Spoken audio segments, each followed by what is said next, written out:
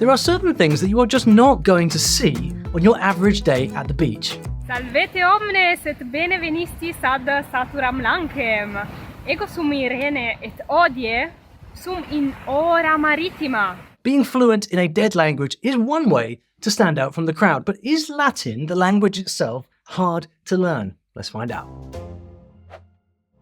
A barber who accidentally cuts his customer's throat. To this day, we all remember how to say, multus sanguis fluit, much blood flows. By the standards of middle school entertainment, it beat Dawson's Creek. One of the less thrilling things about many language courses is the very ordinary phrases you have to learn, such as, it's a lovely day, should we eat al fresco? Whereas Latin phrases be like, our army is great, and because of the number of our arrows, you shall not see the sky. Latin's real-life native speaker language examples have about 2,000 years of catching up to do, so I think it's harder not to remember them.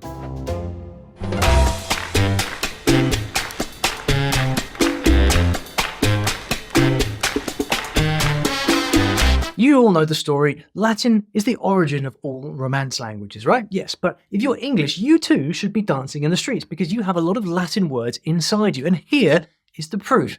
Fun to discover, right? But stringing words together into sentences is another story altogether. First of all, Latin word order is relatively free, which means the subject, verb, and object can come in any order. For example, English puts an adjective before a noun. A black cat. Italian puts that adjective after a cat black, but in Latin, an adjective, you guessed it, can go before or after the noun, and more often than not, the verb will also come at the end of the sentence, but there is no guarantee. The order of the words can seem almost arbitrary, and I can see how that would make it difficult to follow a person speaking to me in fast Latin, the next time that happens. But could there be some very handy advantage to all of this craziness? We'll see. Pronouncing certain letters of the alphabet can be a little bit tricky at first. I bet you're not used to saying wino instead of vino, but here is a nice little surprise that you don't want to miss, and it really makes Latin a lot easier. I just love that there is a vowel in every syllable, and every vowel is pronounced, just like Italian. It's a lovely feature because it makes Latin just sound a lot prettier.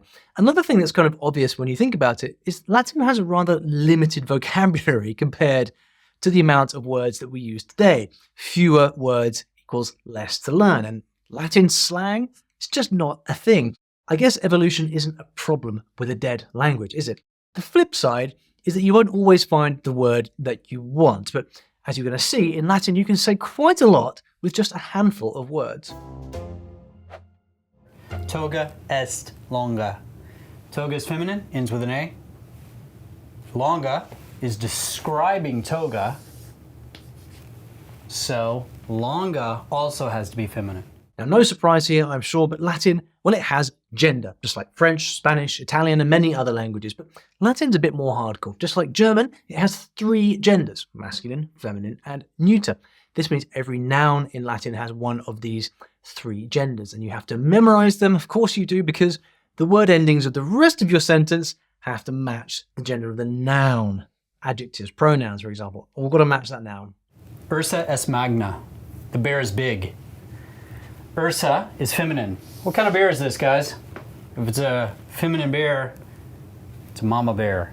Don't take her cubs. Look at this. Because it's a feminine bear, the adjective must also be feminine. And if you're new to language learning, the idea of nouns and adjectives having genders might be a bit strange, but it's just a way of classifying objects. It starts off easy though. Names of trees tend to be feminine, names of mountains tend to be masculine. But what's the gender of a parrot, or a holiday, a good idea, or a YouTube channel? So this is a bit more tricky the higher up you get, but luckily there are patterns to help you get started. The Rex Wocat, the king falls. The Rex Wocator, the king is called. In both sentences, the Rex is nominative because the subject is the king. Now, what is going on here? Apart from a guy tripping on Latin, and I think it's the 80s. Well, Latin has a puzzling thing called cases. You might have heard of them. Cases are word endings that show us what job a noun has in a sentence and its relationship to the other words. What on earth does that mean? Well, for example, we have a boy. We have some paint. One of them falls. Now, does the ball fall on the paint, or does the paint fall on the boy? Whichever one does the falling is the subject, and the other one is the object, the thing that it happens to. There are other possible scenarios, and they all create different grammatical cases, and this affects the word endings. It's crazy town over here. So it is complicated, but no matter how bad it looks, in reality, a Latin noun only has 10 possible forms, and they all follow patterns as well. It's the same idea as conjugating verbs, except you're doing it for nouns and pronouns and adjectives instead. Your best strategy really here is just to play the waiting game and not get too stressed about it. Allow your brain time to get used to the patterns over time. And the best way to do that is through lots of reading. Honestly, stories are your best friend, and I have a list of suggestions here if you would like. English takes twice as many words to convey the same meaning. The English translation doesn't come close to matching the patterned terseness, those alliterative V's, those final long I's of the original.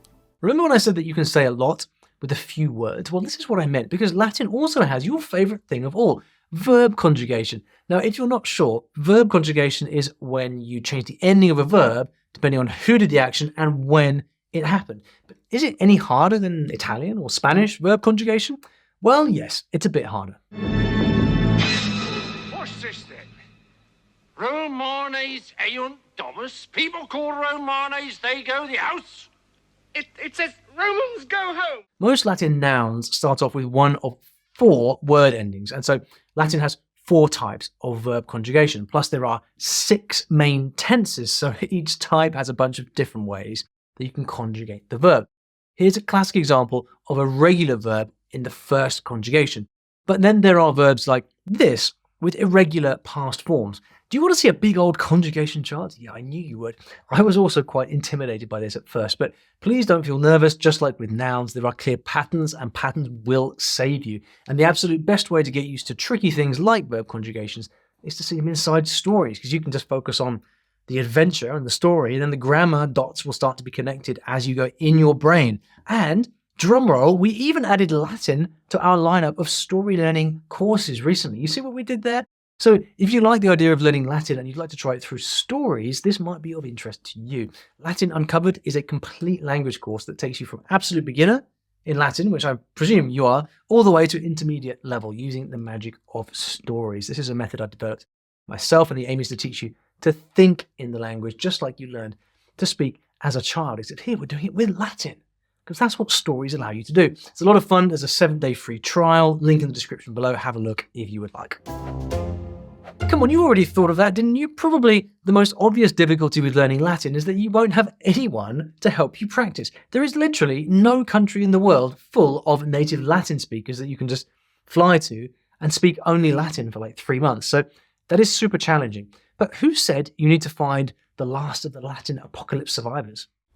Nunquam talem voci son audivi. Tribus mea est rara.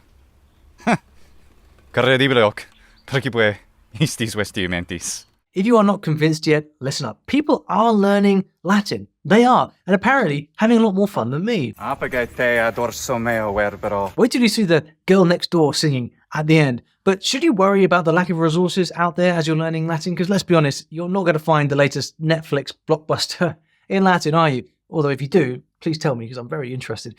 And this is one of the challenges with Latin for sure. But just start following a few Latin-speaking YouTubers and find out what they are doing to get fun input. And if you're serious about learning Latin, you might have to get a bit creative for speaking practice, but you can make friends with other Latin learners. They're out there. In fact, we have a fantastic community of other people learning Latin here at StoryLearning. So it is a chance for you to really explore this exciting language with others. And hey, maybe, I don't know, try it out, learn some stuff and document it on YouTube. Omnia vincit amor. Love conquers all. Love, in Virgil's line, isn't just a human emotion, it's a divine force. Love, amor, is Cupid, the son of Venus, the goddess of love. He will strike you with his arrow and make you fall hopelessly in love. Omnia vincit amor et nos cadamus amori, he continues. You're better off yielding to love than trying to shield yourself from his spell. Why do you think you remember certain Latin phrases like carpe diem without ever having studied Latin? It's because you've been hearing phrases like this all of your life, and they are memorable. So in a way, you've primed your brain to accept Latin as normal. Actually, forget the cliche carpe diem. Latin has some amazing sayings that are pretty deep and still applicable to us today. And quotes like this can help you learn how the grammar fits together precisely because they're so memorable. Non videmus manticae quod intergo est. We cannot see the baggage that's on our own back. If you nail this, I bet your next language will be a lot easier.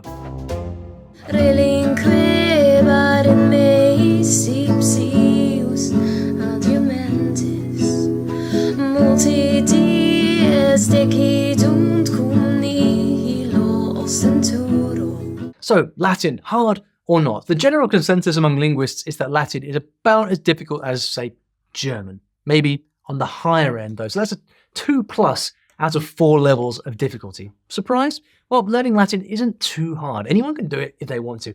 Mastering Latin, on the other hand, is pretty hard, but also immensely satisfying. And if you want to learn Latin from scratch, well, you should check out our StoryLearning Latin course. And the teacher is actually one of the faces you saw in this video right here. I'll leave that mystery up to you to figure out, or you can just cheat by watching them in this fantastic video right here.